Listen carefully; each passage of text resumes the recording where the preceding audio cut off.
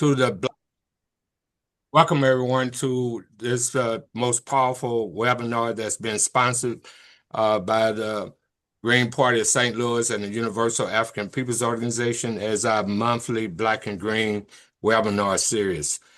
This evening program is focused on the theme disenfranchisement of people of color.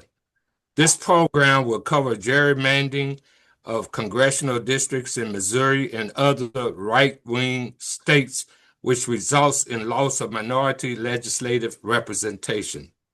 Disenfranchisement of Latinx communities includes fear-driven disengagement from schools, work, and local government, which pushes people out of the two-party system. Black voters are viewed as a monolith, a guaranteed vote for Democrats, which results in no real effort to address the needs of the Black working class. Muslim leaders must face prejudicial portrayal of them as violent extremists and haters of American values. We will discuss how to offer genuine political participation to all peoples. And part of this webinar, we have a distinguished panel which will discuss the issues about disenfranchisement of minority voters. But before we do that, I just, as head of the Universal African Peoples Organization, want to offer several comments. First of all, we say abolish ICE, as well as we stand in total solidarity with the countries of Cuba and Nicaragua. And we also say jail the real criminal. And you know who the real criminal is, Donald J. Trump. So on that note, we're going to go into our program, and each speaker will have 10 minutes to address the issues and their perspective of the subject at hand. Our first speaker will be Nimrod Rod Chappell, Jr., who founded the Chappell Law Group, LLC, in 2013. He's a former Missouri Labor Director. He currently leads the NAACP in Missouri and is a Tulane Law School graduate, trial litigator, and seasoned civil rights trial lawyer. Brother Chappell. Thank you so much. Thank you, thank you, thank you. I can't tell you how honored I am to be with you, to look at the people who have joined us to be on this distinguished panel. As president of the Missouri State Conference of the NAACP, we have worked, as many of you have, as certainly in your communities and around the country, to ensure that we have an opportunity to participate fully in this democracy. And I think that that's what we are looking at when we are looking at the issues of disenfranchisement, and particularly what's happened here in Missouri. I want to share my screen just so that we can talk a little bit further about what it is that is going on here in Missouri. Sadly, I can tell you that we don't have an opportunity to fully engage. And on so many levels, and even before I start this slideshow, I want you to know that the NAACP has issued a travel advisory around the state of Missouri. It was the first one issued by the National Association for the Advancement of Colored People, and it was issued because the way we're being treated here in Missouri is not right. It is as if we are second-class citizens or have suffered some sort of civil death where you can't participate and your degree of participation is diminished only because of the way that you were made by the Creator. What we're going to look at today is one of the outgrowths of this. It's something that I think that we've dealt with before, not only as an organization such as the NAACP, but as a group of people who have worked to ensure that we all have an ability to participate. So we challenged the governor's special session, and I've got to tell you that the NAACP is made up of a diverse group of folk, and I love it because we have great ideas. A lot of folks around the country have approached this litigation just coming at it from a Section 2 from the Voters' Rights Act. But here in Missouri, we're blessed with an experienced litigator who's also a constitutional scholar, Sharon Galway Jones, who came up with the idea that let's look at the Constitution and see what it says. Turns out that the special session that the governor called never should have been called. And so let's move forward.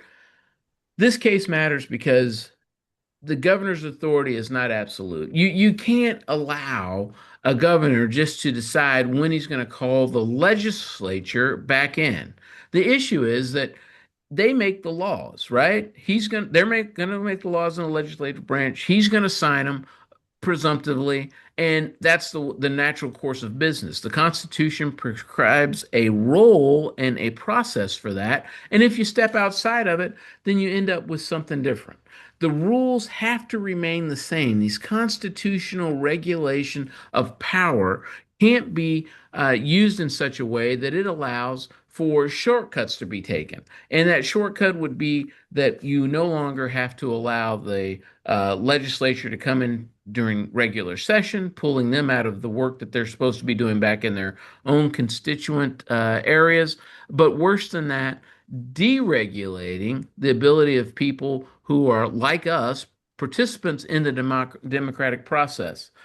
So I think that when he called the special session, and you can tell that doing it without having a special circumstance, if you looked at the call like we did, you know that it wasn't because there was a pandemic. Aliens had not landed. There was not a tsunami here in this landlocked state. They just simply wanted to change the way that the maps were drawn. And that's not right. Normally, there has to be the legislators got to meet on a regular schedule, starts in January, ends in May. A special session's got to be for a specific purpose.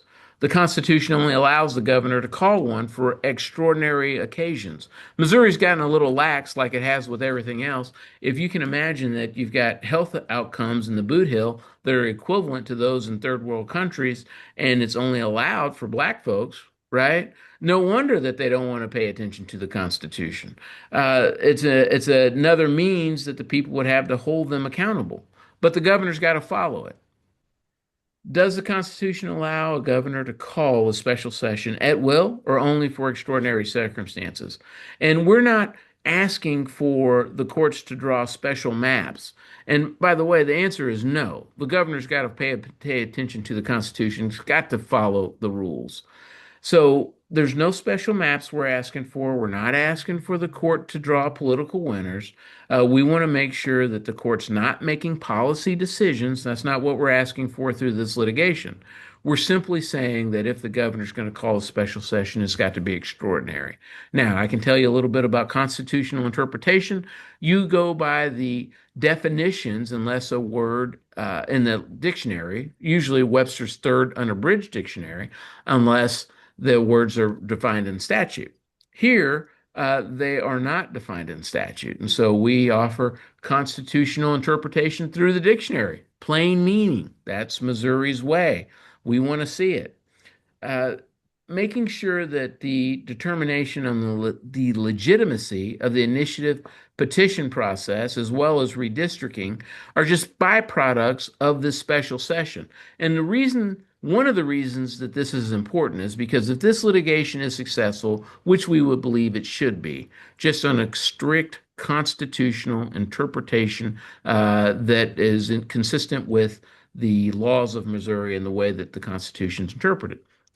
If it is successful, then the millions of dollars that have been spent by groups to pass a citizens initiative, to fight the litigation under Section 2 of the Voters' Rights Act, those are going forward in federal court, as well as the state ballot or state court initiatives, all of that will be moot. Okay. Voting power is a civil rights issue, and the NAACP has long recognized that if if we are allowing the democracy to be burdened by these extra constitutional application of policy that is driven only by political motives, okay? And just let that sink in. It's the same old story where we've seen politicians, whether they're inside the state or outside of the state, drawing attention to issues that they care about that have got nothing to do with the people. No one has said from the 5th Congressional District that Congressman Cleaver is not serving appropriately as a great congressman, right? Clearly, the voters think that he is, and that's up to the voters. They get to make the choice, and politicians do not get to pick the people who are going to be their constituents. So as you look at the congressional maps, you've got to determine, is every voice going to count? Now, the way that it was, Congressional District 5 was over there in Kansas City. Now it stretches past where I'm at in Jefferson City to Osage County. Let that sink in. That's more than half the state. That doesn't make sense. Gerrymandering has historically been used to harm minority communities. This is not something that they use to help us. Even when they create minority districts, it is with cramming and packing. Cramming as many people that think alike, typically minorities, in one small area. They do it in Kansas City and in St. Louis County, certainly. And they make it consistent that you're always going to have a representative there, but your ability to ensure that you've got people that think like you do or to change minds along the way and have a broader variety of candidates is limited. This mid-cycle redistricting raises serious issues about fairness, and I think that if you look at Article 4, Section 75, sorry, or Section 9, right? That you actually can see that the time that you draw the maps is very limited. You do it after a decennial census. We did that. That was passed in 22. Challenges did not change the map. And so now you have a governor that just says he's going to do it himself. And the rushing only means that it allowed for some mistakes to be made. For example, if you are, and I'm just going to say this categorically, a majority person, a Caucasian that lives on the western side of the state in a few districts, you can vote twice. That same mistake did not happen with disenfranchised minority voters who are just, miles from that same area. Raj, That's not right. you have We also know that on a Raj, national context, that Missouri is not alone. Raj, you have one more minute. Thank you. Thank you. Uh, That the similar fights are being fought nationwide. California is one state. They approached it, as you know, by changing 5 seats to ensure that they've got balance there. Texas was able to actually have some successful wins even under the new map. The thing that I want to tell you now relates about two issues. The first is that if you want something different, you're going to have to get it yourselves. And so I admire the Green Party for taking initiative to ensure that people have the ability to move forward under their own power. Here you see the names of people who were on the legal team. That is the legal team. We are Missouri lawyers who are doing the work of Missourians. The case right now is set in district and circuit court here in Cole County. We need a decision that has not been offered. We're waiting on that. And as soon as it gets here, we're going to go to the Missouri Supreme Court. This is a system of checks and balances where political actors cannot change what the Constitution says. The Constitution needs to endure until we change it, and only the courts can change the boundaries. No one's above the Constitution, not even the governor. And I invite everyone to come to the website for the Missouri State Conference, monaacp.org. If you were to go to this Q card, you would be able to see a lot more information. Please do that. Share it with your friends. We are doing this litigation ourselves, not on behalf of just a select few, but on behalf of the entire state. This is another time where the oldest civil rights organization in the United States is fighting for rights that all Missourians will enjoy. And so thank you. I'm Nimrod Chappell, president of the NAACP. We welcome everyone to be a part of and play an active role in the organization. Thank you, and I'm happy to take any questions now or later. Well, thank you, Brother Nimrod Chapel. Great presentation. And I failed to mention that our speakers will have 10 minutes to address the issue, and afterwards we'll be having questions or comments from the audience. At this time, we'll move the program forward.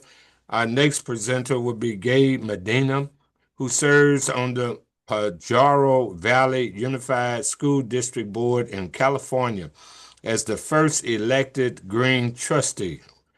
He co-chairs the Green Party Latinx Caucus and champions student voice, public education, worker dignity, and intersectional community power and solidarity. Welcome, sir. All right. Hola, everybody. How's it going? So thank you for that great introduction. And if I could just get a quick thumbs up if folks could see me. All right, sweet. Okay, cool. So, again, my name is Gabriel Jesse Martin Medina Ruiz, but y'all could call me Gabe. I know that's really long. That's just how we roll, right? So, in this presentation, I'm not only going to give you a history, kind of what it means to be a Latino in this moment, but the history of disenfranchisement that we have faced throughout, when they first arrived on this continent with our indigenous brothers and sisters. So, we titled this A Latino Perspective. Okay, so let me get my script up really quick. And here we go. So before I begin, I want to frame what I'm about to share. This is about a 9-minute narrative of how Latino disenfranchisement has operated historically, how it functions today, and why current enforcement actions matter for civic life. I will show how exclusion is systemic, not accidental, and how it affects everyday participation and political power. So, Latino disenfranchisement begins with misunderstanding. I always have to emphasize this. We as Latinos in the US are not a monolith. We differ by race, national origin, indigenous identity, language, and political belief. Yet for decades, institutions treated us as one uniform group. The federal label Hispanic, created in the 1970s for census purposes, collapsed complex identities into a single category. Scholars note that flattening leads to political neglect, making institutions less responsive and less engaged with diverse needs across communities. When diversity is erased in political strategy, people are left out of influence. This is a form of disenfranchisement. So the misunderstanding matters more as our population grows. So by 2025, Latinos numbered approximately 69 million people, nearly 21% of the US population, with hundreds of thousands of young people becoming eligible to vote each year. Yet demographics growth alone does not produce power. Disenfranchisement exists in the gap between population size and political influence. So let's take a look at that gap. So this gap has deep historical roots. Latino disenfranchisement began with conquest. The Treaty of Guadalupe Hidalgo in 1848 promised citizenship and voting rights to Mexicans in annexed territories, right? In practice, those promises were broken. What do you know, United States? Legal systems stripped land, English-only laws shut Spanish-speaking out of civic life, and racial violence suppressed participation. And this was also the same for indigenous languages that were in the Americas prior to the Europeans coming in. And the early denial of political voice set the pattern for generations. So let's look at enforcement became the next tool of exclusion after we started, with language and ownership and all those things. So enforcement became the next tool of exclusion. While the U.S. Border Patrol was created in 1924 to control Mexican labor movements, immigration enforcement expanded across the 20th century. In 2003, Customs and Border Protection and Immigration and Customs Enforcement were formed under the Department of Homeland Security. Over time, these agencies blurred immigration control with domestic policing. Latino communities became targets of surveillance enforcement, not partners in civic life. So today, disenfranchisement operates through fear and force. Polling from 2025 shows about half of Latinos worry they or someone close could be deported. And majority report seeing ICE arrests or raids in their local areas, as we see now throughout the news, right? Many also worry about being asked to prove their legal status in everyday life, shaping behavior and trust in institutions. And this is already happening, right? And if we look at recent ICE actions and how they provide stark examples, right? So in December 2025, Operation Metro Surge began in Minneapolis, St. Paul area, involving thousands of ICE and CBP officers in one of the largest enforcement deployment in recent U.S. history. The operation has resulted in reported arrest of around 3,000 people. Agents have been involved in multiple fatal shootings, including two U.S. citizens, Renee Nicole Good and Alex Preddy. In Los Angeles, we saw Keith Porter, just 43-year-old man, who was fatally shot by an off-duty immigration agent on December 31st, 2025, an incident documented alongside these other deaths that we have seen. These killings are also not isolated. Reporting indicates multiple deaths tied to federal immigration enforcement actions in just this year, starting this year, y'all. And we're barely in February, right? And at least one person detained during the Minneapolis operations, Victor Manuel Diaz, who actually died in ICE custody recently. So, ICE actions have extended into our community life as we know it. As January 2026, ICE agents detained Liam Conejo Ramos, a 5-year-old Minnesota boy with an active asylum claim, on his walk home from school. Federal judges later ordered his release, but the incident raised alarms about enforcement tactics affecting children's families and school routines. Other students in the same district were reportedly taken into custody, right? And this disruption goes beyond headline events, right? A coalition of Minnesota school districts and teachers unions sued the federal government, alleging that aggressive enforcement near schools caused drops in attendance, psychological harm, and disruption of learning environments. They cited arrests near school grounds, chemical agents deployed outside schools, including outside of a kindergarten class, right? And detentions of their parents. So these enforcement practices shape civic participation. Scholars and policy researchers note that heightened enforcement and fear of deportation reduces trust in government, discourage interaction with public institutions, and suppress community engagement overall.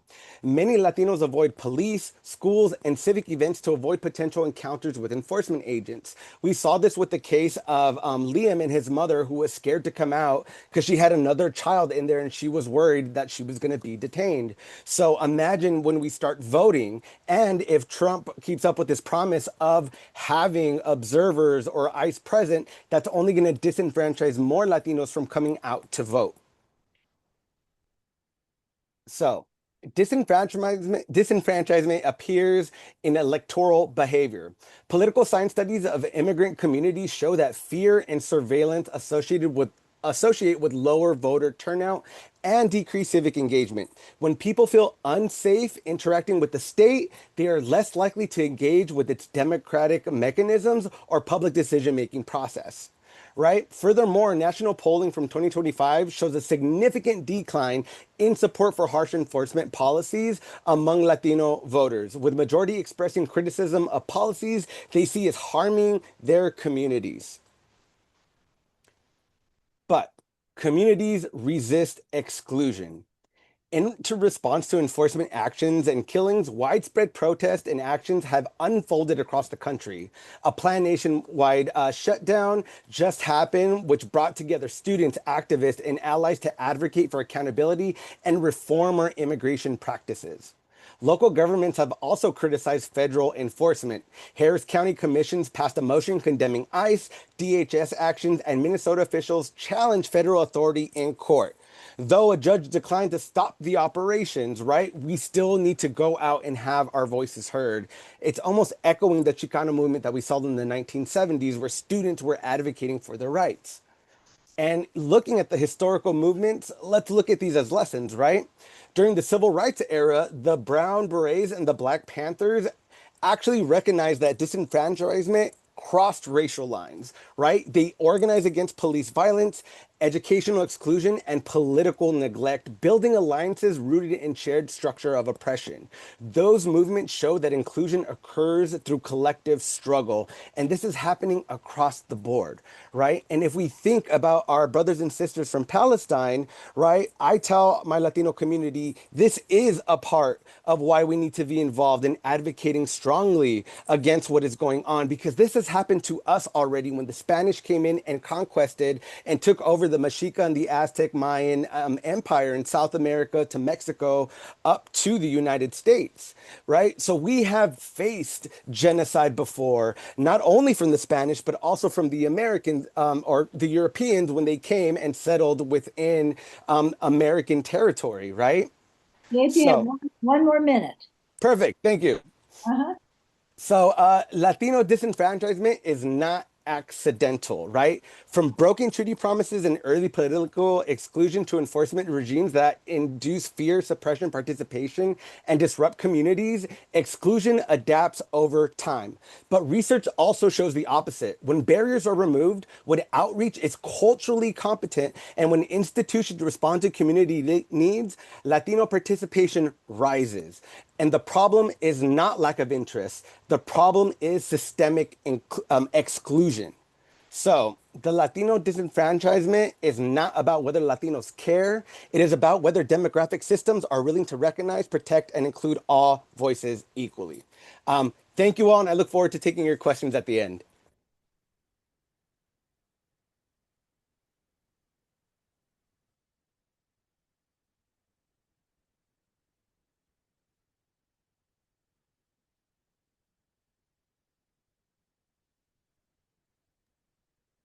Zaki, you are muted. We can't hear you.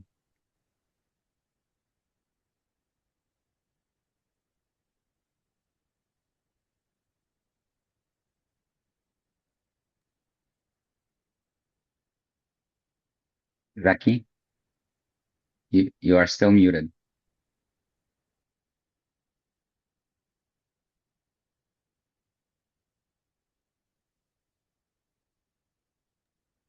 Zaki, you're muted.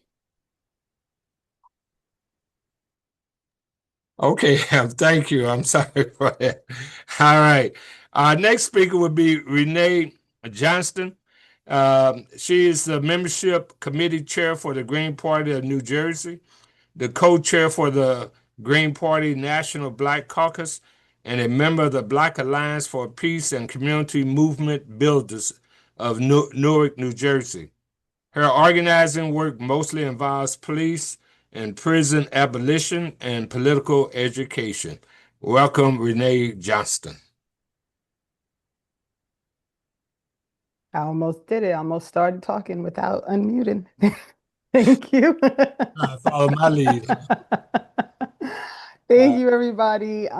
Zaki, thank you for the introduction. I'm Renee Johnston, and as Zaki just said, I am the co-chair for the National Black Caucus of the Green Party.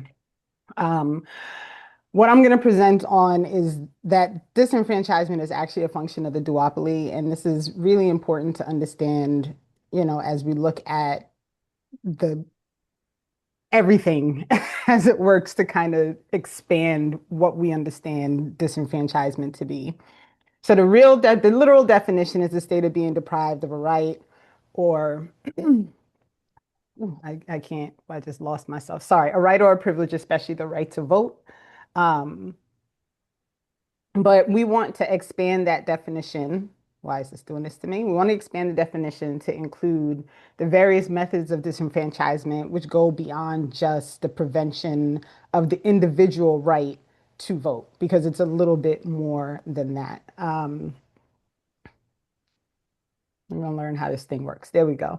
So these are some ways that disenfranchisement also works in various communities across multiple states. And it's important to understand that this level of state disenfranchisement, although it always deeply impacts minority communities, it impacts everybody. And these are acts that are taken by both the Democrats and the Republicans. So we always want to keep in mind that this is a duopoly at work together to make these things happen. So gerrymandering is one of the things, and that presentation on what's going on in Missouri is a big one.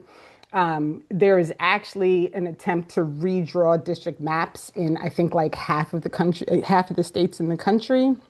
This often disproportionately impacts Black and Brown communities. In the presentation, which I hopefully will be able to share at some point, there's a link to an AP News article that actually lays out what each state is doing and how each state is working together to try and change their districting map so that they can either increase their amount of Republican representation or Democratic representation. You'll note that none of them are about making sure that there's representation for everybody based on what people actually want to vote for. Another method of disenfranchisement is ballot access. And this is a big one that I think a lot of people don't fully understand is part of this disenfranchisement. If you block people who want to vote, who are out, who want to run for a candidate, run for a seat, whether it's local or whatever have you, and they're not part of this duopoly system, the system converges to prevent you from getting that access. So there are, in most states, there are these excessive rules and policies in order to get on the ballot. And then if you meet every possible thing that they set out for you in order to get on the ballot, often what happens is they will then, and this is both the Democrats and the Republicans, will converge to either remove you from that access or to block you from finalizing your ballot access once you think you've achieved it. This actually happened to us in New Jersey. Lily Benavides, who was running for governor, we got the ballot access. The Democrats in her district sued and got her kicked off the ballot. So when I tell you these are things that happen, these are literally things that are happening. And it is part of disenfranchisement, because if you see that your state is participating in a process that does not allow you to vote for the person that you have an interest in voting for, then you don't want to vote because you don't want to participate in a practice and in a policy or a state, function that doesn't allow you to actually voice the things that you want. One of the final things is voter suppression. And this is slightly different than just blocking people. When I speak of voter suppression, it's not just about not letting people actually go to vote, not let, what we think of often when we think of disenfranchisement, the history of the civil rights movement, forcing people to not register to vote, the violence and all those things. This is also about the state working against the people who are trying to vote. So closing polling sites, limiting access to the polling sites, blocking early voting and mail-in voting, or these policies that come into place when people are trying to register to vote. Now, all of a sudden, you can't just go and bring your ID. You have to do all these things in order to actually, put your vote in. And so that is also a part of disenfranchisement. So who benefits from this practice? Well, the duopoly does, and that's why they participate in it. The point for both the Democrats and the Republicans is to make sure that they remain the only viable option. So as they prevent people from going to vote, as they prevent people from getting ballot access, as they gerrymander, all of these things to ensure that the duopoly remains the main option. So what does this mean? Like, what is it? What actually happens? So I tracked down the census on the 2024 vote because I was curious about the actual numbers. In this country, there are 236 million plus registered voters. So the turnout for that election in 2024 was actually less than 60%. So not even 2/3 of the registered voters voted. And Donald Trump, in winning, won with 32% of the vote. So he didn't even have a third of the vote of registered voters. So it's important that people understand that when we say things like, well, they deserve it, they voted for him, they probably didn't. Okay, there's a lot actually happening here that doesn't allow people to have their voice. So who gets left out? What gets left out is the mainstream then turns and they start focusing on the level of education and the economic disparities and the ethnic and racial votes and who voted for who, but they don't actually focus on the problem. So if you focus on education and you say, oh, well, when we look at the numbers, it looks like people who only had a high school diploma didn't actually vote. Well, think about the types of jobs people who have high school diplomas have. They don't have jobs that allow you to take the day off to go stand around all day or go drive however far you have to drive to get to the ballot box. These people don't have access to these things. So what the mainstream media does is it focuses on what it wants people to believe about who doesn't vote. That it's because they're not interested. It's because they don't care. And it never focuses on all of the things that play a role in preventing people from being able to have their say at the ballot box. So this, of course, leads to this theory that all Black people are Democrats, which I know for certain isn't true because I'm Black and I'm not a Democrat. And so what happens is Black people consistently linked to the Democratic Party, despite the fact that the Democratic Party has consistently refused to work to do anything beneficial for the Black community in general. This is just not part of the plan because the Democrats are too busy working with the Republicans to actually care about what the community needs are, to actually care about having a positive impact on the material conditions of Black communities. So when you hear people say, well, 86% of Black voters voted for Harris, make sure you check them. right? Because it's not 80% of Black voters. It is 86% of the Black people who were actually registered to vote who actually went out and voted, right? That's not 86% of Black voters. What it actually is less than 60% of Black voters, and specifically it's 59.6%. So as the Green Party works, you know, and I'm new to the co-chair position, I was kind of like given the reins in a way. It got elected. It is an electoral process. I didn't actually expect it to happen, but we're gonna roll with it because in the end, what we really want is to better the lives, better the communities, better the opportunities for everybody around us. I have a son. I really want him to live a life where he feels like he can breathe, right? And I feel constantly like I can't breathe. So there are four basic missions for the Green Party Black Caucus.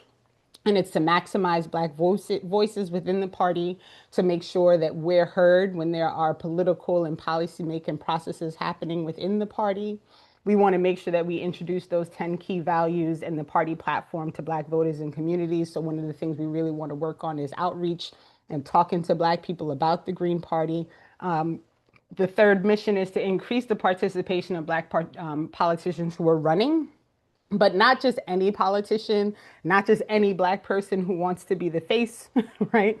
We want to make sure that these are people who are actually aligned with the GPEOS platform, that are actually aligned with the working people, that actually understand that you don't need policing. The system doesn't work. You don't need ICE. All these things can be abolished. We need to stop bombing countries everywhere. We need to make sure that we're aligned with our brothers and sisters that are being genocided in Palestine, the chaos happening in Haiti.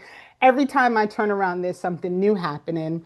And what I see often is a Black face in a high place who has no interest in actually doing anything that's going to be beneficial for Black people. And I would really appreciate having people run who have a vested interest in the same things that I have a vested interest in as a working Black person Renee, in you this have one country. more minute. And then the final mission is to ensure that the Green Party continues to conduct itself and to implement these programs that really address these needs and disparities of Black communities, to make sure that we remain aligned with the needs of working Black people in this country. So thank you. I'll put the link in for the Green Party Caucus, Black Caucus of the Green Party. And I'm Renee Johnston, and thank you all for listening. Okay, then, Renee, we want to thank you for your information and commentary. Also, digress, I wanted to thank Brother Gabe, too. When I was on mute, I didn't know I was on mute at that time. Moving the program forward, last speaker for this here panelist is Mahmoud Slahi. He's a Lebanese American Muslim who immigrated to the United States in 2002. His perspective is shaped by lived experience, organizing work, and a commitment to justice-centered politics. He is the co-chair of the Muslim American Caucus of the Green Party of Minnesota. You now have the floor. Thank you, thank you. Well, I don't know what to say. Gabe and Renee, you guys kind of stole the show here. Well, let's go ahead and get this started here. Thank you so much for having me here today. I appreciate you hosting me. My name is Mamoun Slahi. I am a Minnesotan, a Muslim American. I'm an IT professional and a community advocate, and co-chair and currently the only leader for the Muslim American Caucus in Minnesota. I'm also someone who has come to this country believing in its promises, the representation, the civil rights, the equal protections under the law. Today, I want to talk to you about how the narrative of framing fear and credibility bias contributes to the political disenfranchisement of Muslim Americans and the Muslim communities of color. You see, we are not only misrepresented, but politically sidelined through fear narratives, security narratives, and selective enforcement system. We can all kind of see where this kind of started after 9/11. Muslims in America were increasingly framed through a security lens rather than a civic lens. Overnight, we went from a religious minority to a security threat. That shift influenced media narratives and the policy conversation and also the public perception. It created a long-term participation barrier. And those shifts made it that when a Muslim leader steps forward, especially progressive and pro-democracy Muslims, they are often forced to first, prove loyalty before they're even allowed to speak policy and address that. And these stereotypes did not disappear over time. They became normalized talking points. They show up in commentaries, they show up in campaigns, political rhetoric, and it affects how Muslim voices are received. And these are the common tropes that continue to persist. The narratives don't stop, they shift. We still see them play and be applied to Muslims and immigrants of political figures today. Think of Ilhan Omar, Rashida Tlaib, Zohran Mamdani is the latest. Disagreement is often framed not just as a policy difference, but as a disqualification. That is a credibility barrier. Disenfranchisement comes in different forms. So, what's the reality versus the assumption? This is where the world kind of tends to, whoever has the higher voice, the bigger voice is the one that's telling you what you should think about somebody.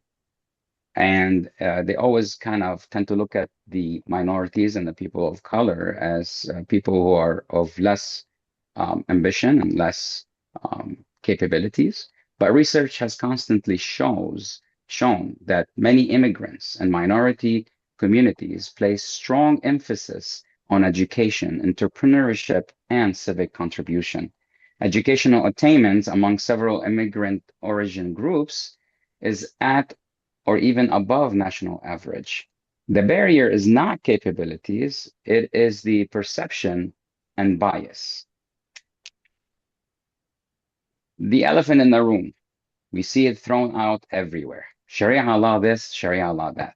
Two things, I'm gonna say something before I proceed with this. Sharia does actually mean law. So when you say Sharia law, it's you saying law, law. Kind of like when people say chai tea, it's just tea. Sharia is a personal practice, relates to the ethics and the personal conduct of the Muslim. It is not replacing the US law. Yet, fearing messaging around it is frequently used to question and even block Muslim political legitimacy, which is in itself a form of the disenfranchisement in this country. Now, this was brought to my attention during my preparation, and I wanted to address it, and honestly, Gabe did a wonderful job, so I guess I will add one thing to it. Because what is happening right now is affecting the exact people who we are talking about today and advocating for. I've attended the protests in Minnesota related to the immigration enforcements. These protests are rooted in concerns about transparency, proportionality, and due process, which are core American values. What makes this situation especially charged is that here, the people that are most affected are Black, Latino, Muslim, and other communities of color, but they're not the only targets of enforcement. But they are also the ones that are organizing the mutual aids that you were seeing, the legal observation teams, the peaceful resistance. Minnesota's long history in civic engagement has diverse communities standing together and has made this more than a regional protest. It is now a national marker on how enforcement practices can make people feel unsafe in their own neighborhoods. Institutional oversights and structural bias after big crises such as 9/11, such as what is happening right now with the ICE surges, Institutions often expand rapidly, but overnight mechanisms don't always grow at the same pace. Civil rights scholars sometimes use the term institutionalized Islamophobia to describe when policies, risk models, or enforcement practices disproportionately burden Muslim communities, even without explicitly discriminatory intent. It's just similar to how we understand institutionalized racism. The concern is not only individual prejudice, but systemic pattern outcomes. That is why oversight, transparency, and accountability are essentially democratic safeguards. So, what happens when you are a compound, you are an intersection of everything? A lot of Muslims are that. A lot of Muslims are in the intersection of multiple minorities at the same time. So when someone belongs to more than one marginalized identity, like being a Black Muslim, a Latino Muslim, an Arab woman Muslim, bias doesn't just add, it multiplies. That produces compounded disenfranchisement, and its output is heard not just directly, but it is pushed throughout multiple years into the future. So how does it happen? This is a pipeline. As Gabe mentioned, it's a pipeline. Nothing happens in a vacuum. There is a psychological dimension we rarely discuss. When a community experiences repeated suspicion and rejection from dominant narratives, the loud voices, some individuals begin to self-monitor, self-censor, and self-limit their voice. I myself was one of those people that limited myself because I had other things that I worried about. Scholars describe similar patterns in other contexts, such as internalized racism, internalized misogyny. And it's reasonable to recognize that internalized Islamophobia can occur as well. Not because people accept the stereotype, it's just because we grow tired of being punished for contradicting it. You're not that. How come you're not that? You're one of the few. No, you just have a stereotype in your mind. That is one of the hidden costs of narrative-based exclusion.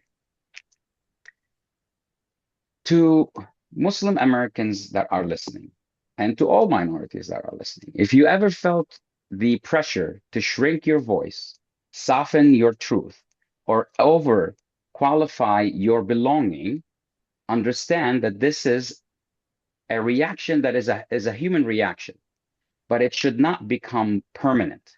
You should overcome it and push forward, because self-silencing protects comfort in the short term, but it weakens representation in the long term.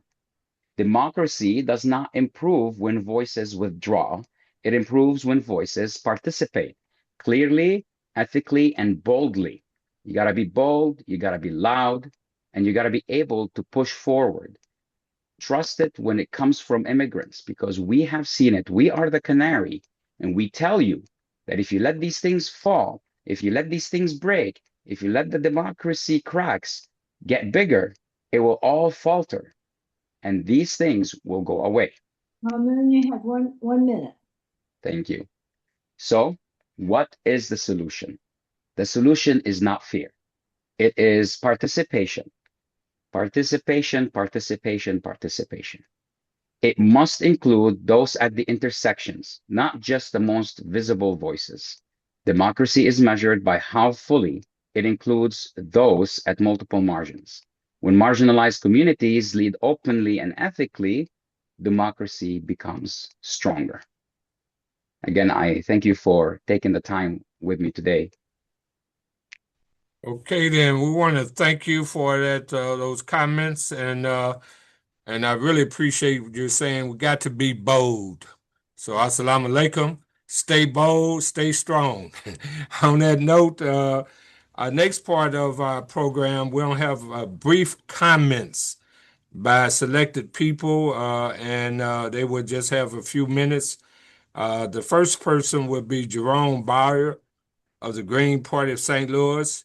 And Jerome, it's on you. Is Jerome? Yeah, so Jerome speak. We tried very hard. We could not get Jerome into the Zoom. He's here on my phone. So I hope you can hear him. Speak real loudly, Jerome. Just yell at everybody. Okay. Can you hear me? Yes, I can hear him. Okay. Okay. Yeah. Well, I would like to announce the next webinar on March 4th, Wednesday, March 4th, which is the first event in a new event series on green disability justice and universal design. We're planning to do one of these every year, as we have been doing with the Green Transportation Reimagined webinar series. Every political party, legislature, and labor union ought to have a disability caucus. If yours doesn't have one, start one up. Disability rights was once a Republican issue. The Americans with Disabilities Act was Bob Dole's pet project back in the 1990s. Many legislatures still have bipartisan disability caucuses, but the Republicans largely dropped out. The Libertarian Party has a disability caucus. The Green Party has a disability caucus, but we only have half as many members as we need to be recognized by the National Party. So we have our work cut out for us. We all have our work cut out for us, because if we live long enough, we will all be disabled in the end. I mean, I wasn't disabled for most of my adult life. I'm blind and only since 2010. So if we all live long enough, we'll all be disabled in the end. So universal design is universal. It's for everybody. So I hope you will join us for the first event in our new event series, Green Disability Justice and Universal Design. And by disability justice, we also mean disability pride. Thank you, Jerome. And I just want to emphasize, he was making the point of March the 4th, Black and Green webinar that will be focusing on disabilities. So thank you, Jerome. We'll have a few minutes comments from Joe Nathan. And Joe Nathan is a veteran. He's an indigenous advocate and an environmental activist. Joe Nathan, Kingfisher. Can you hear me? Yes. I think there's a video to play. This was the legal testimony recently given. There we go. I oppose this cancer poison tube completely and in extinction. This is a victim impact statement. I am an oil spill refugee from near Marshall, Michigan. I was there the night the oil spill happened. I saw a wall wave surge of escaping wildlife as I went there. I smelled and experienced the petrochemical gas out and fallout for so long. My mother still has to filter her water since that spill. That spill was environmental racism as it dumped into the Nottawaskapi Huron Potawatomi lands. Evil Bridge owns the cleanup company and pays themselves not to clean up, only cover up. Vilify any whistleblower that complies with the law and cause any fine just because that's the cost of doing business. Evil Bridge threatened my neighbors here in Ashland with eminent domain, particularly for public relation purposes, bringing in Pinkerton Brute Squad posse and bribe local cops to brutalize citizens and residents. Your man camp workers are well known as rape camps. Take by force, by any means necessary, that's rape culture. This 40-mile reroute is as bad as a carpet bombing. You cannot replace what you're trying to destroy, northern Wisconsin. Full healthy nature cleans water and air, provides healthy food for life. You rebuild with a few species and destroy poisoned earth, carcinogen. You leave that.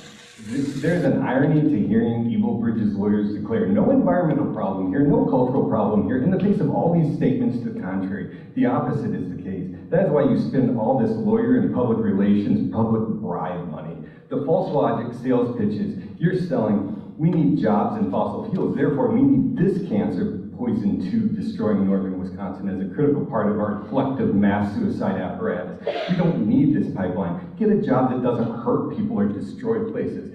I understand that complicity, obedience, assimilated, converted people just want money. This is a community that celebrated the working Ordoc Superfund site as a local favorite swimming spot. Now the cancer rates are through the roof. There is always an imaginary techno-whiz fix to counter the pollution, poison, cancer, bad habits, world destroying. We're going to pay for the solutions. Who's going to pay for the solutions? The capitalists just want to get money. My dad's mom's dad is a Stoontz family from Stoontz Road here in Ashland. They surveyed the reservations in the county. From the family of the treaty translators and signers, the United States didn't do the treaty right. It's just a delay tactic until the reinforcement posse mob can arrive. Then you invoke the right, the pipeline treaty that's younger than I am, to supersede the treaty that's older than the nation. And then, you know, hey, our federal theocracy challenges the national sovereignty of all Canada, citing the 1908 Census Treaty. You're the 51st state, right? How does that feel? Violated by the same logic? The treaty was supposed to give a university with medical law and business professional degrees so we could be equals in a society. We got a blacksmith and theocratic genocide, kidnapping, molesting, mass murder. What does it mean that the doctrine of discovery has been repudiated? Land back. I've been to England, directly to the king of the British Empire's Buckingham Palace. They spoke the same English everyone here does. English is from England. Ojibwe is from here, way older than you recognize. This world, there's a different worldview. Nature is life, the source of life. Habitat place destruction is killing us all because air and water are being poisoned. We all are being poisoned. Well, just a quick follow-up on that. You know, there's each culture, Native American Indian culture, is its own social order, and there's a context for ethnic cultural mixing versus oppressive situations. Now, not only did the United States miss the part about having a university, they missed the part about having a hospital and embassy, right? It's apartheid America with a race class war, which is the culture war. And treachery is not conquest. Now, the world and the planet, it's different now. We're in the climate change crisis collapse. The coasts are going under. There's 6 branches of government: the legislative, judicial, executive. There's private corporations, private property, and crime. And the crime exists in some sort of balance with the executive. But really, for us, it's a Roman pirate mob auction. So Nathan, you have 1 more minute. The real solution is community policing, I feel, and a Green New Deal, reparations, treaty rights, guaranteed living, land back, you know, free healthcare, and meaningful therapy. And yes, I think ICE needs to be abolished, restructured, restaffed, retrained completely. And right now, ICE and Border Patrol are pretty much private security army, private armed forces for Republican theology. So in conclusion, I appreciate everybody. You're all very inspiring and uplifting. And thank you so much for your time. Hey, we thank you, Nathan. And you used a powerful word, reparations. And in that spirit, I'm just a young lady named Brendalyn King who is working on a reparations project. 3 minutes to share that real quick. And then we will hear from the audience in terms of comments for or questions for our panelists. Brendalyn King. Point of privilege, Brother Zaki Rudy. If you'd be so kind, can I just take a brief second to introduce my niece, Brendalyn King? All right. King, thank you. Very short and to the point. Very short and to the point. That's my only way I go. Brendalyn King is a leadership coach, entrepreneur, restoring 244 acres of the Lake Placid, in Lake Placid, Missouri, the first Black resort, into a nature-based healing and learning center. She empowers leaders to unlearn limited patterns through ontological coaching, and serves as board president of the Center for Authentic Listening and Learning. In other words, the call. She draws upon our family's history of educators, and she's committed to sowing seeds of new ideas into society and into our Missouri soil. Well, our souls too. Amen. Brenda. Thank you so much, everyone. Thank you, Brother Zaki. Thank you, Uncle Elston. I have a question for us. What would you do with your 40 acres and a mule? What would you do with it? This is the question that is at the center of our reparations project here in Missouri. This is a test case for reparations. For far too long, we have been on the side of waiting for reparations rather than answering the question, what would you do if you had it? And we have been locked out as a community in the creative aspects of our imagination to actually answer the question. And so we're providing that opportunity here in Missouri. As my uncle said, my name is Brenda King. I moved back to Missouri in 2020 from a call from God. That's all that I can say it was, because I said I would never return to this place. And what I learned was that in 1934, a doctor by the name of P.C. Turner had already founded 346 acres of a Black resort in our state. He created a place for his nurses and his patients to rest after surgery. He was located on 18th and Vine in Kansas City, which for any of you who know the history of jazz, it came out of 18th and Vine in Kansas City. And in the 1930s, as a Black man, he would commute to Versailles, it's a county in Morgan County, Missouri, where he found his passion of hunting and fishing, and he turned that into a test case for his community. This story is written up in chapter 12 of Race and Meaning, the African American Experience in Missouri. That was written by Dr. Gary Kramer. He's the former executive director of the State Historical Society of Missouri. And this story is one not of just, it's a great Black story, but this is a blueprint. This is a blueprint for all of the projects that we say don't exist yet, because we know that the models exist. If you didn't know, there was another model in Missouri, Duncan's Point in Edwards, Missouri. In 1952, a brother by the name of Daniel R. Duncan purchased first 71 acres and then purchased an additional 168 acres. Do you know that now people who live on Lick Creek Cove in the Lake of the Ozarks do not know that this was formerly Black-owned land? That has been erased. Brenda, you have one more minute. Thank you, Barbara. And so our question becomes, how can we become like Idlewild? How can we restore our vision like a Martha's Vineyard? What does that look like?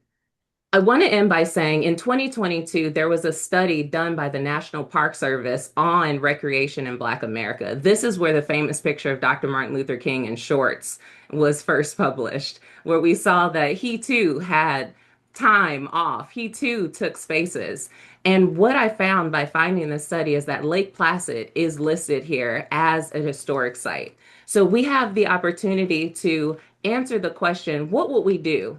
Because integration slowed the progress of Black-owned spaces. And to end with a quote by Dr. King, why I feel like this is so important is because the present crisis arises because although it is historically imperative that our society take the next step to equality, we find ourselves psychologically and socially in prison. Let's break that up. Let's return to the land. I appreciate your time, and I'm going to put a link in the chat where you can learn more about this project. Thank you, everyone.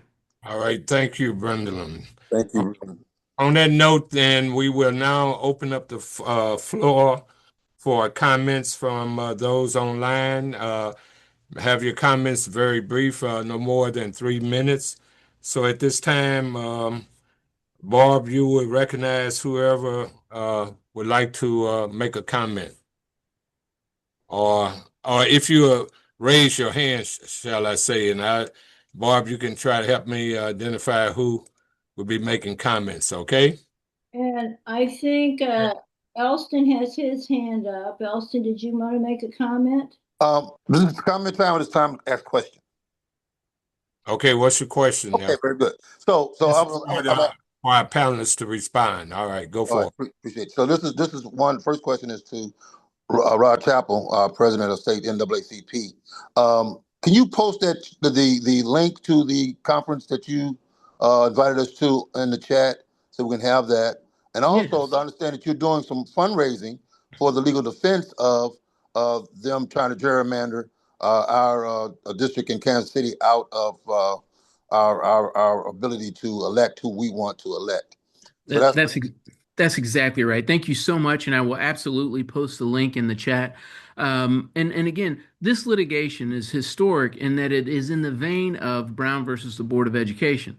These are people just like you and me taking our money to ensure that the litigation can move forward. Now, I tell you what, taking a case through the Missouri Supreme Court is not cheap. What the NAACP projected was $50,000, and that's a fraction of the actual cost, but it makes a difference. It allows the litigation to proceed, it allows some of the expenses to be reimbursed, and that's what litigation is. In order for us to protect ourselves from the overreach of government, that's what it takes. And so I will happily place that link in our from the website into the chat. And I invite everyone. Everyone is welcome, not only as a member but as a participant. If you can't be at the meeting, if you can't make it to the rally, if you can't lead the voters' rights march, be with us on this. This is an opportunity for everybody to participate, and whether it's $1 or 1,000 or sometimes any number of dollars, give what you can, but please do. And thank you, Brother Chappell. And my Thank next you. question is for Brennan. And I noticed that you're going to post the link to your monthly call meeting. I think this is an opportunity and an excellent way for us to put our time in where we put our mouths. If we're talking about changing the environment, we're talking about educating our children, that is something that we, as the progressive people in America, the Green Party is one of the most progressive group of people I've ever been around. And I think that supporting these initiatives and being a part of them is a way for us to put our time where our mouths are. And I know you guys are already overstretched, but please participate in these initiatives so that we can continue to fight and win justice. Thank you. As a follow-up question, I'd like to throw out there for any of the panelists to respond. I know each one have advocated using the court system, but given the climate and the kind of appointees, especially at the Supreme Court, what give me your response, gut feeling in terms of going through that procedure, and then all the way up to, say, the Supreme Court, even on the state level, like here in Missouri, we got is real red and racist state, the effectiveness of that court process. It, Anybody uh, respond?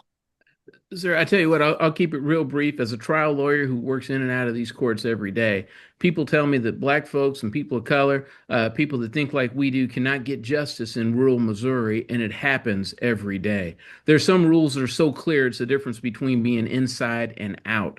And jurists do not want to be on the wrong side of that. You remember when the Dred Scott decision went around the country and created this cancer on who was human and who wasn't, who can be a citizen and who cannot. The line is just that clear. We anticipate that jurists are going to honor the oath that they took and fulfill the law. Is there going to be outliers? Absolutely. But can we make a difference by bringing our claims through the courts? Without a doubt. Okay, anybody else like to make a response quickly? All right, seeing none. Anybody on the chat? Online for the webinar? On the chat, and Angie posted there's a model, the Black Power blueprint right here on West Florissant in North St. Louis, revitalizing the long time disinvested and deliberately neglected community. And then I have a question for Mamoon. It's so impressive what the citizens of Minneapolis have done pushing back against ICE. And how did that happen? I mean, I've just been incredibly impressed. It seems like they're very organized. It seems like they're not pulling back and getting tired. I feel like the court system's growing weaker and weaker. and it's going to fall more and more upon us, the citizens, to push back. So I was wondering if you had any insight into how do they make this happen? It's very impressive. Yeah, that was a very impressive feat. It's not, it comes down to multiple things. The first thing is there's already been organization within the community prior to all of this. Remember George Floyd, that kind of created that grassroots movements in Minnesota, right? And that grew bigger and that just kind of maintained. And as these organizations maintained, when new threats provide themselves, present themselves, I meant to say, they came into play. And then add to it, people who were willing and eager to help in every community. The way what you're seeing is you're seeing the overall, and what you got to do is you got to look at every community. Every community had somebody that was leading, had somebody that was willing to help, and had somebody that was willing to create something. And all of us are on either WhatsApp groups or Signal chat groups or, some kind of a group that is telling you this is, we have ICE watches, we have aid watches, we have things that are, you cannot be out there protesting, support us. You cannot be, you are out there protesting, go ahead and make sure that you are protecting the ones that cannot be protected, right? So that we have come together as a community. And I think that is something I will say as a closing here is that in Minnesota, there is this community feeling, right? And camaraderie. Yes, there are outliers, but the most of it is that I don't want anything bad to happen to my neighbor. So I'm just going to go ahead and stand up for them. Thank you. I want to also commend you, Brother Mahmoud, for being on ground in Minnesota. But this for the panelists out of Minnesota, they had called for a statewide or at least a citywide boycott. Any of the panelists can answer your thoughts of a nationwide boycott on the question of ICE and just the general climate here in this country, whichever anybody care to respond. Everybody don't have to say nothing at the same time. Well, I'm glad to say something right reference to that. That was for the. I'm sorry, for the panelists. Anybody on the panel like to respond? Can you repeat that again? In terms of the call for a national boycott, yeah, on the actions of ICE. Your thoughts on that? Oh, I think that's absolutely necessary. When you look at what happened in the 70s with Cesar Chavez, who was boycotting the farm workers who weren't paying them livable wages at the time, right? They completely shut that down and impacted the industry economically. And in a capitalist system, that's exactly what we need to do. We need to go where the money is and drive and stop that. So, right now, even in California, with the national strike that happened, we saw students that were regenerated once again to come out and say, F ICE, get out of our towns. And it's the youth that are really driving this next movement that I think we all want to see and that we have been waiting for, right? Because they're educating themselves online. They have so much access to information now. And it's not as catered like the mainstream media had done to prior generations, right? If you were on those platforms. So absolutely, I think we need a national strike, boycott. I think a really good example in recent history was when Latinos stopped purchasing Coca-Cola. And then next thing you know, they're putting that big Coca-Cola for like $1, right? Because they were losing so much money. So I think that is impactful. I think we need to go after the industries that are supporting ICE, like Chipotle, Amazon, and we need to start withholding our funding to them to give that message like, no, this is not going to happen, and we want this department completely abolished from the United States and Department of Homeland Security as well. I appreciate that. As President General of the Universal African Peoples Organization, I'm appointing you as head of a movement to boycott. All right. I think, Don, you had your hand up. Yeah, Zaki, Doug appointed me as head of anything. I already got too many heads. No, I'm saying about Gabe being appointed. Okay, yeah, we just don't do that to me after I get through what I'm saying. That is, some people may know that during COVID, there was a movement around the world for the Nobel Peace Prize to go to the Cuban doctors, who, when the United States was being very neglectful of healthcare everywhere, the Cuban doctors went and provided healthcare to people all across the world. I think now, and you may well be aware that the Nobel Peace Prize Committee there was a lot of disagreement in Norway about this because it was such a heinous act to give the Peace Prize to Maria Machado, the right-wing person in Venezuela, whose goal was to destroy the life of poor Venezuelan people and to overturn the government and to be a traitor to invite an invasion from the United States. I think that the demonstrators in Milwaukee, in Minneapolis, should be given the Nobel Peace Prize for resisting.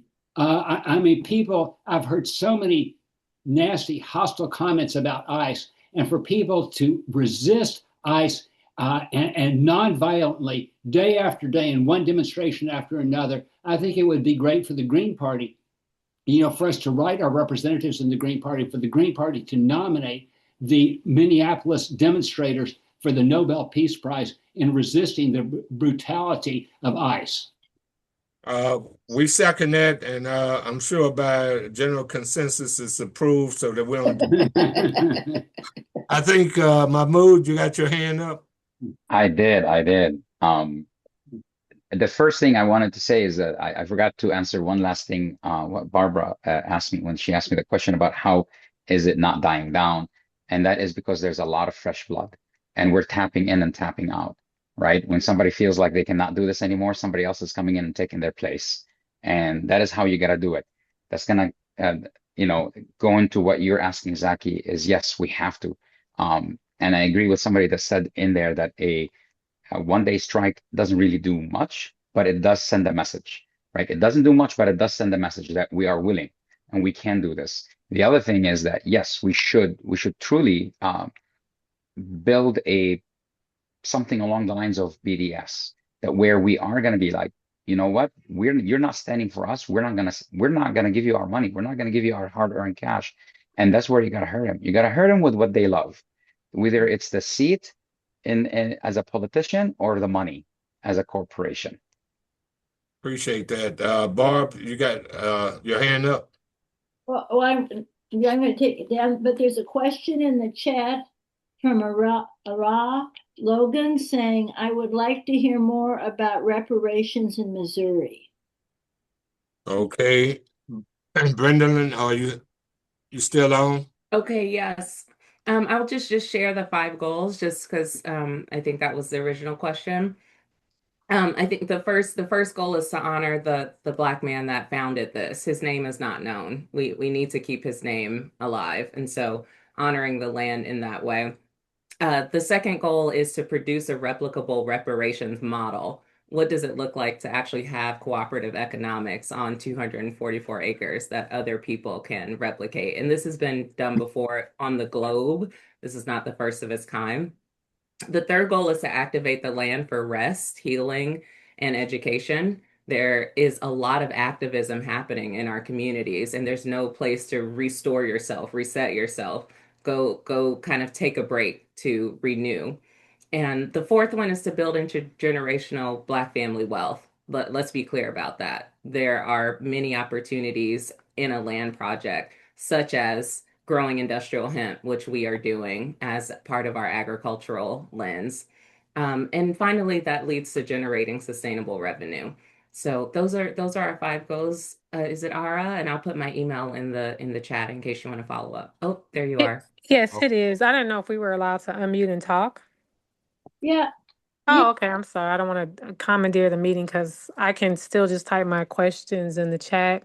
No, but is this okay. Renee? I can't see who's talking right now.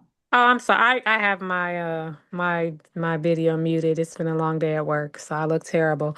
So I don't want to be on video. Is this Era, era.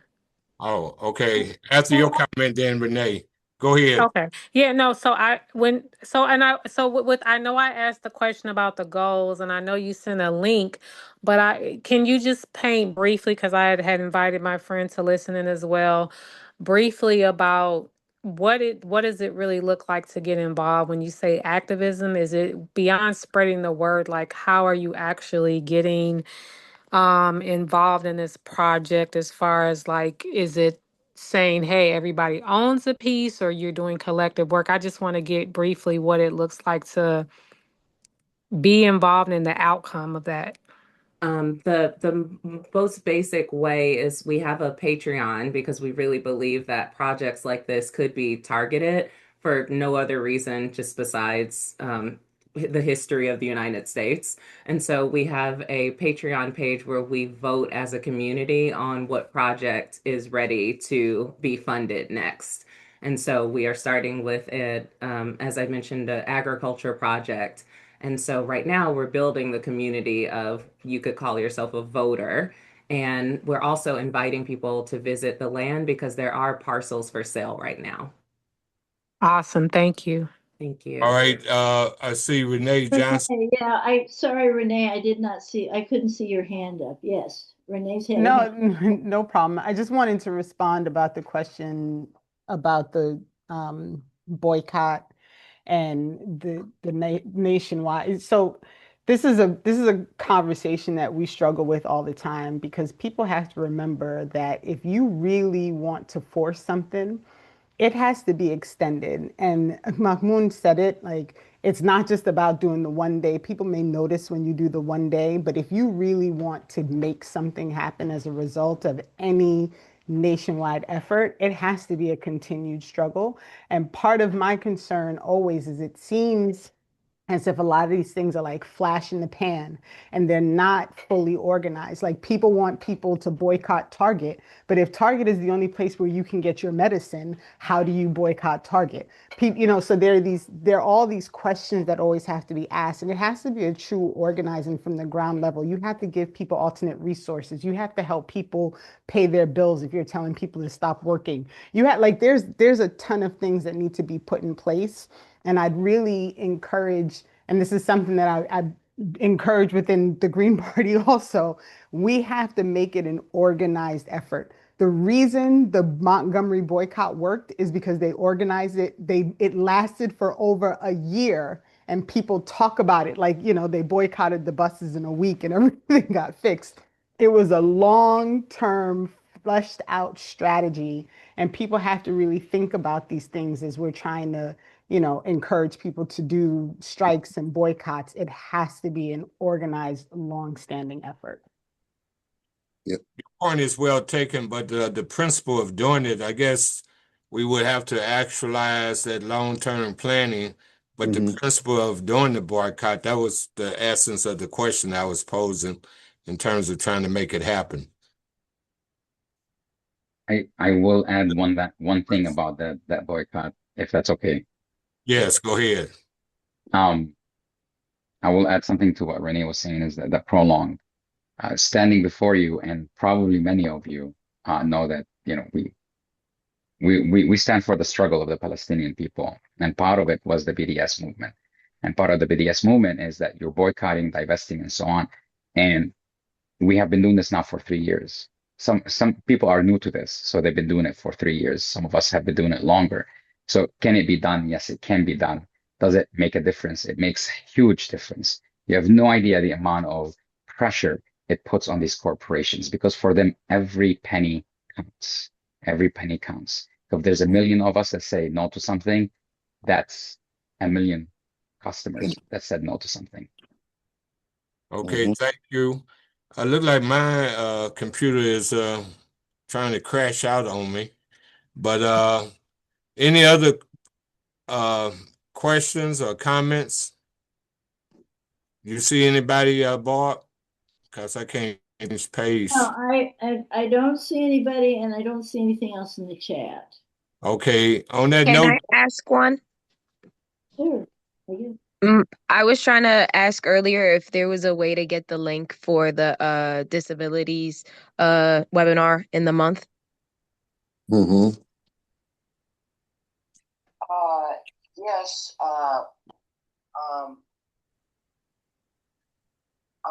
Just send an email to Don Fitzdon, FITZDON @AOL.com. Spell it again. Fitzdon, FITS. FITZDON @AOL.com. And put in the subject line disability webinar. Thank you. okay, on that note, we want to thank everyone. Elston has his hand up. No, go ahead. I don't want to prolong the Okay. this program. We're over that time, so I'm good. Thanks. Okay.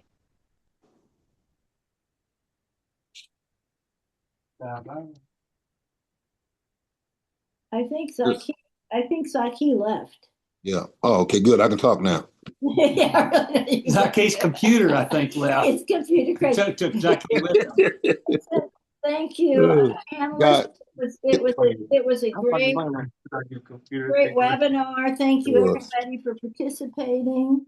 Yeah. Well, I know I said I wasn't gonna say anything, but Don, I just know how hard you work with everybody to put this together.